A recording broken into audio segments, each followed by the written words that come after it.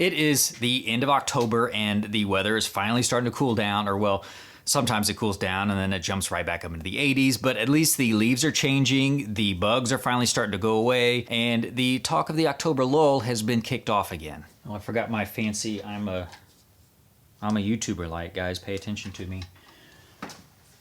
So we've all experienced what we call the October lull. We've got bucks on camera all summer, early season, and then all of a sudden they're just gone. And so we say things like, oh, they've just gone nocturnal, or they've all left because it's October, and whatever excuse we have.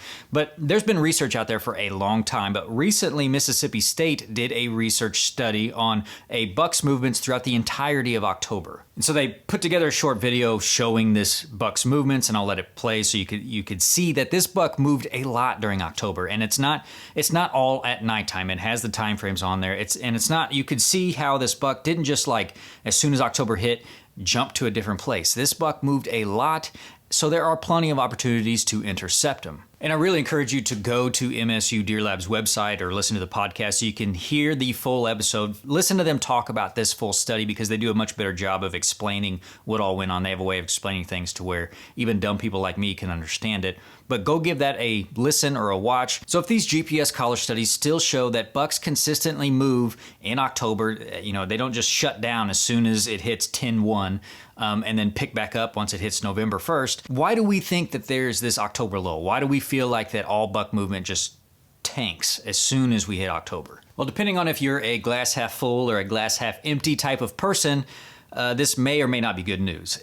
But the news is that it's your fault you're not seeing these deer in October. So in this video, we're gonna go over 3 reasons why you are experiencing this terrible October lull so you can make some adjustments and never experience it again. But before we get into the things that you need to fix, do me a favor, and if this is your first time on my channel, hit that subscribe button. Make sure you click that bell icon so you can be notified every time I upload a video. And the first reason why you are experiencing the October lull is you lack good cover. If you've watched even just a few of my deer hunting tip videos, you know how I feel about cover. I think good cover is the most important factor for consistent success year after year. We consistently still get good buck pictures in and around our bedding cuts. But this doesn't just apply to private lands. On public ground, if you're not hunting near some good quality cover, you're just not gonna see as much activity as those who do. There's a reason why when you watch the public land specialty hunting channels, that they go in looking for the thick stuff that other people aren't going to. So if you're experiencing this lull, you need to go find these places that have good secure cover,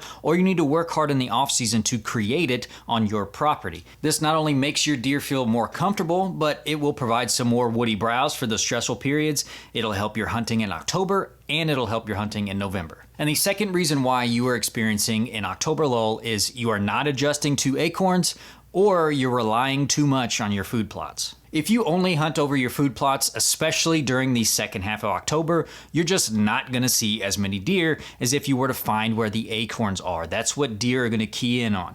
The food plots are for the early season and the late season, depending on what you planted in there, but that middle part, it's all transition areas and acorns. This may be pretty apparent where you hunt because I don't know about you, but in the Midwest, we've had a pretty bad drought, at least up until the last few weeks where it's finally been raining. But unless you've had some perennial plots established from years prior, your food plots probably don't look all that good. We've also had a good crop of acorns this year, and having a lot of acorns on the ground can mean 2 things. First, it means that deer don't have to go very far to get a belly full of acorns. They can literally get up, feed around a little while, and lay back down. The second thing is that the deer aren't going to be as concentrated by specific food sources unless you only have a few select oak trees producing acorns where you hunt. That kind of would be an ideal situation. But if you've got acorns dropping all over the place, they can literally go anywhere from anywhere at any time. I guess that's when you would just drop a bag of corn on the ground, right? So the best thing to do in this situation is to get off those food plots and look for the pinch points and funnels to hunt over.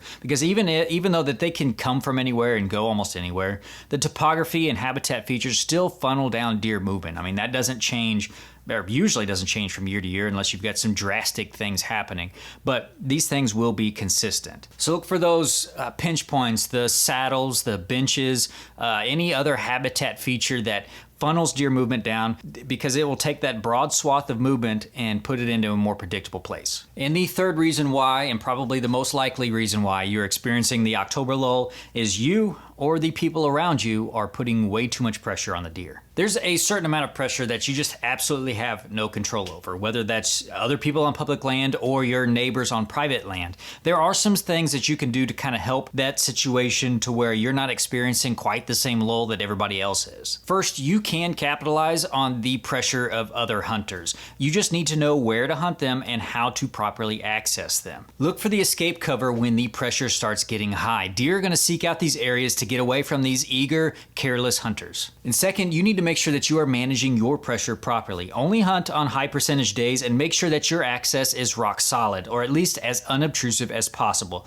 Don't hunt on those days when you could be bumping deer or you have a high chance of bumping deer. And I know that we're all excited to get out there and hunt, but you are going to start seeing diminishing returns if you're hunting absolutely every chance you get. Pick your best days, hunt in the stands where you can get to unobtrusively, you're not bumping deer, and your October lull will disappear altogether. So that was 3 reasons why you're experiencing the October lull and how you can turn it around. If you've got any more reasons you think the October lull has been getting you down, leave those down in the comments below. Also, check out one of these videos over here for some more tips to hunt in October, November, and even the late season. Hit that like button if you like this video, share it if you found it helpful, and make sure that you are subscribed so you can stay informed.